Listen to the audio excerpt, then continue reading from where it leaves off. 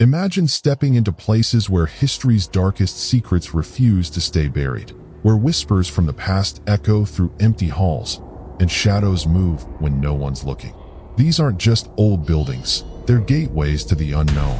Tonight, we're diving into the UK's top 10 most haunted places, real locations with chilling stories of restless spirits and unexplained encounters. Some visitors left shaken, others never returned the same. So, if you dare, join me as we explore haunted castles, cursed villages, and ancient inns where the veil between worlds is thinner than you think. Welcome to the darker side of history. If you love spine-chilling stories and real haunted places, hit that subscribe button and never miss a scare. 1. The Tower of London, London. I never really believed in ghosts, at least not until I visited the Tower of London. Yeah, the place is ancient, full of history and all, but nothing quite prepares you for the way it feels when you're inside. I went there on a foggy afternoon last fall. You'd think the crowds would take away the creep factor, but nope, there's something about that place that seeps into your bones. I was standing near the bloody tower, reading about the two princes who vanished back in the 1400s. It said their spirits still wander, especially near the staircase where their remains were supposedly found. That's when I felt it. This sudden drop in temperature, like walking into a freezer. The hairs on the back of my neck stood up, and I swear I heard soft whispering right behind me. I turned around. No one was there. A tour guide later told me I wasn't the first. Guards, called beefeaters, have reported strange footsteps, shadows that move on their own. Even the ghost of Anne Boleyn wandering near the chapel where she was executed. One guy told me he once saw her headless figure just staring out of a window in the White Tower. Locals and tourists alike say the tower's got a dark energy, like the walls remember every scream, every drop of blood. Some nights, the ravens get restless for no reason, cawing like something's coming. After what I felt that day, I don't think I'll ever laugh off ghost stories again. The Tower of London isn't just historic, it's haunted to its very core. 2. Chillingham Castle, Northumberland. I'd heard the rumors about Chillingham Castle before I ever stepped foot in the place. How it's one of the most haunted castles in all of England. But I didn't expect this. I was traveling through Northumberland and thought, why not check it out? Big mistake. Or maybe not. The castle itself is beautiful, but cold in a way that doesn't come from the weather. The walls feel like they've seen too much. I took a late evening tour, bad idea. They warned us about the Blue Boy, a spirit that's often seen near the Pink Room. Back in the day, renovation workers actually found the bones of a child and scraps of blue cloth behind a wall. Since then, guests have reported hearing crying and seeing a blue light floating by their beds. But what shook me wasn't the Blue Boy, it was the chapel. There was an older woman in our tour group, Sandra, from Leeds. She looked pale the entire time, but didn't say much. When we got to the chapel, she just froze. She whispered, "He's still here," and then fainted. I helped carry her out. Later, I heard from the guide that Sandra had visited the castle as a child. Her uncle was a worker there. She had seen a shadow figure in that same room decades ago. She never came back until now. She told me later, eyes glassy, that she saw him again. The same faceless figure in black, standing behind the altar. And the crazy part? 2 other people on the tour described the exact same thing that night. You walk out of Chillingham Castle feeling like something followed you. And honestly, I don't think it let me go either. 3. The Ancient Ram in Gloucestershire. I've stayed in a lot of old places during my travels across the UK, but nothing, and I mean nothing, prepared me for the Ancient Ram Inn. It's this creepy, slanted little house in Watton-under-Edge, Gloucestershire, and they say it's one of the most haunted buildings in all of England. Built in 1145, it's supposedly sitting on an old pagan burial ground. Yeah, I probably should have turned around the second I heard that. But I didn't. I was curious. Dumb curious. I stayed the night there back in 2019. The owner at the time, a guy named John Humphreys, God rest his soul, had owned the place for decades. He told me about demonic spirits, child sacrifices, even witchcraft, like actual documented stuff found beneath the floorboards. Bones, daggers, burned dolls. You name it. Anyway, my room was the bishop's room, apparently the most active one. People say they've been pushed, scratched, even choked in there. I thought it was nonsense until around 3 a.m. I woke up cold, freezing, even though the radiator was on. My chest felt heavy, like something was sitting on it. I couldn't move. I couldn't breathe. Then I heard whispering, really faint, right by my ear. It said, "Get out." The next morning, I found deep red scratches across my back. I hadn't even turned in my sleep. And no, I hadn't been drinking. Later I found out that another guest, a woman named Louise from Manchester, experienced the exact same thing the same night, but in a different room. Her recording equipment even picked up a scream, low and guttural, that no one else heard. The ancient ram and doesn't just feel evil. It is evil, and I'll never go back. 4 Berry Pomeroy Castle, Devon. I've explored a lot of ruins in England, but Berry Pomeroy Castle? That place is different. Tucked deep in the woods of Devon, it's quiet, too quiet. The locals say it's cursed, haunted by more than just one ghost. And yeah, I didn't believe that either until I went. I was there in the late afternoon, just as the sun started to dip behind the trees. It should have been peaceful, but something felt off from the start, like I was being watched. The castle's main haunt is known as the White Lady. Legend says she was locked in the tower by her jealous sister and left to die. People see her wandering the ramparts, glowing pale as fog. But the one that really messes people up? The Blue Lady. They say if you follow her, you never come back. I didn't see her that day, but someone else did. A guy in our tour group named Paul, visiting from Bristol, suddenly went white as a sheet when we were near the gatehouse ruins. He said he saw a woman in blue, torn dress, hollow eyes, beckoning him from the shadows. He actually stepped off the path, started walking toward the stone arch like he was in a trance. His wife grabbed him and shook him hard. That's when he snapped out of it. Later, he said he didn't remember anything except feeling incredibly cold and sad, like something inside him cracked open. Another visitor swore she heard crying from the tower, but no one was up there. Berry Pomeroy isn't just another ruin. It's like the ghosts there are waiting for something or someone. I left with chills I still haven't shaken. 5 Pendle Hill and Malin Tower, Lancashire. I'll never forget the day I hiked up Pendle Hill. It's a beautiful spot in Lancashire, but there's something heavy in the air there, like the ground itself remembers pain. That area is infamous for the Pendle witch trials of 1612. 10 people were hanged for witchcraft, most from one family. Malin Tower, their old home, is long gone now, but the land where it stood? Still cursed, if you ask me. I'd read the stories, sure. How people hear chanting at night, how animals refuse to go near the ruins, how phones and cameras die without explanation. But I thought it was just folklore. That changed when I met Sarah, a woman from Yorkshire who visits the area every year on the anniversary of the trials. She told me about the night she stayed in a nearby cottage, alone. Around midnight, she said the wind stopped completely. Dead silence.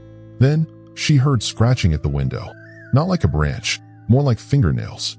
When she peeked out, there was nothing, until she looked again and saw a woman in rags standing by the stone wall in the distance, just staring. No eyes, just black hollows. She ran outside with a flashlight, but the woman was gone. The next morning, Sarah found 3 strange marks on her door, like claw marks burned into the wood. The landlord just said, "It happens sometimes around here." I didn't laugh. I didn't even doubt her. Because later that same day, while walking alone down the trail near the old Malin Tower site, I heard footsteps right behind me, but when I turned around, no one was there. Pendle Hill doesn't just have a story. It has unfinished business. 6. Hampton Court Palace, London. Hampton Court Palace is stunning, don't get me wrong. The grand halls, the Tudor architecture, the royal history, it's got everything. But it's also got something else. Something cold. Something that watches. I visited the place during a trip to London, just out of pure fascination with King Henry VIII. But as soon as I stepped into the haunted gallery, the air changed. That corridor is where people claim to see the ghost of Catherine Howard, Henry's 5th wife, screaming for mercy as guards dragged her away to be executed. I didn't see her, but I heard something. A soft, frantic cry that turned into a scream. So sudden, I froze. I thought maybe it was part of a sound effect or tour audio. It wasn't. There was a real incident caught on CCTV back in 2003. Staff at the palace reviewed footage after security alarms kept going off. What they saw still gives me chills. A heavy wooden fire door blowing open on its own, twice. And on the 3rd day, The cameras caught a figure in full Tudor clothing slamming the doors shut. Face hidden. No one was supposed to be there. The press called him the Skeletor Ghost. But the story that stuck with me most came from a guy named Dan, a groundskeeper who worked there for 5 years. He told me how one night, while locking up, he saw a woman in a white gown floating at the end of the chapel corridor. He assumed it was a reenactor left behind, until she vanished, straight into thin air. He quit 2 weeks later. Hampton Court isn't just haunted. It feels like history trying to claw its way back. You don't just see ghosts there. You feel them breathing down your neck. 7. Glamis Castle, Angus, Scotland. Glamis Castle is the kind of place that makes fairy tales feel real, except not the nice kind. Tucked away in the Scottish countryside, it looks like something out of a fantasy film. But once you're inside, you realize just how wrong the place feels. Cold spots in sealed rooms, shadows that linger too long, and whispers that seem to follow you from hall to hall. I went there on a solo trip back in 2018. I'd read about the legends, the monster of Glamis, the secret room supposedly bricked up with a deformed heir inside, never allowed to leave. Sounds like urban legend, right? But then I met Fiona, one of the staff. She grew up nearby and had been working at the castle for years. She told me about the Grey Lady, believed to be the ghost of Lady Janet Douglas, who was burned at the stake for witchcraft in 1537. Fiona swore she'd seen her in the chapel, just standing at the back pew, her head bowed like she was still praying. The crazy part? That back pew is reserved, always empty. Yet the scent of burning wood and roses sometimes fills the room when no one's there. Fiona also shared a personal story, how she once heard breathing behind her in the Queen Mother's bedroom, even though she was alone. When she turned, a tall shadow figure moved across the wall and vanished into the stone. She never worked night shifts again. There's something ancient and unfinished at Glamis Castle. It's not just haunted, it's guarded. By what exactly? I'm not sure, but I swear the place watches you, and it never forgets. 8. The Scurid Inn, Abergavenny, Wales. The Scurid Inn is one of the oldest pubs in Wales, and they say it's been haunted for centuries. I never really believed in ghosts until I spent a night there last summer. The place has this heavy vibe, like the walls themselves remember every scream and every secret whispered in the dark. The legend says the inn was once used as a courthouse and gallows during medieval times. Some say the bodies of the executed still linger, restless and angry. I met an older man named Gareth who runs the place. He told me about guests hearing chains dragging across the floors and seeing shadowy figures in the corners. I was staying in the executioner's room, which already sounded creepy. Around midnight, I woke up to footsteps pacing outside my door, slow and deliberate. I peeked out, but the hallway was empty. Then I heard faint whispers, like someone was chanting in an old language. It sent chills down my spine. Gareth said other visitors have reported cold touches, doors slamming on their own, and even hearing a woman crying in the night. One guest, Sarah, said she saw a man in old clothes standing by the fireplace, just staring at her with hollow eyes. When she blinked, he vanished. I left the Scurid Inn feeling like I'd been watched the entire time. Whether you believe in ghosts or not, the history and the energy there are undeniable. The Scurid Inn isn't just a place to grab a pint. It's a place where the past refuses to die. 9. Plucklay Village includes haunted buildings like the Screaming Woods and the Black Horse Pub, Kent. I never expected to find myself in the middle of England's most haunted village, but there I was, Plucklay, Kent. People swear there are more ghosts per square mile here than anywhere else in the UK. At first, I thought it was just tourist hype. I mean, how haunted can a small village be? Turns out, very haunted. I stayed at the Black Horse Pub, one of the most famous haunted spots in Plucklay. The pub's old, wooden beams and dim lighting give it a spooky vibe all on their own. But the real creepiness started after midnight. I was alone when I heard footsteps pacing above me, like someone was walking back and forth in the upstairs rooms. I figured it was other guests until the landlady told me the rooms above had been empty for days. Then there's the Screaming Woods, right outside the village. Locals say it's where a young woman was murdered centuries ago, and at night, you can hear her screams echoing through the trees. On my second night, I took a walk there. The forest was thick, silent except for the crunching of leaves under my feet. Suddenly, I caught a glimpse of a pale figure disappearing behind a tree. No sound, just that scream, sharp, desperate, and chilling me to the bone. A couple of other guests told me they saw shadowy figures peering from windows or felt cold hands brush their skin. Plucklay isn't just a quaint village. It's a place where the past never really leaves. I left with more questions than answers, and definitely a healthy respect for the unknown. 10. Blickling Hall, Norfolk. Blickling Hall is this massive Jacobean mansion in Norfolk. Beautiful, but definitely not your typical tourist spot.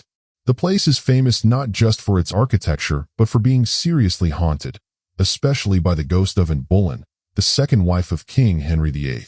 I visited the hall one chilly October evening, mostly just to see the gardens. But as soon as the sun set, the atmosphere changed. The staff warned me about strange noises, cold spots, and flickering lights, but I thought it was just old house quirks, until I stayed late for a special event. That night, I was exploring the east wing when I heard footsteps behind me. I turned around, but there was no one. The temperature dropped suddenly, and I felt this icy chill run down my spine. Then, out of the corner of my eye, I caught a glimpse of a woman in Tudor dress gliding silently down the hall. Later, I met a groundskeeper named Tom who's worked there for over 20 years. He told me about his own experiences. He once heard Anne Boleyn's mournful wails echoing through the corridors. And one time, his security cameras caught a shadowy figure standing outside the hall, just staring. The craziest story he shared was about a visitor who claimed Anne's ghost tried to communicate by knocking on the walls in Morse code. Some say it's her way of pleading for justice centuries later. Blickling Hall doesn't just have ghosts. It feels like history's regrets have taken up permanent residence. And honestly, after what I experienced there, I'm convinced Anne Boleyn still walks those halls, waiting for someone to listen.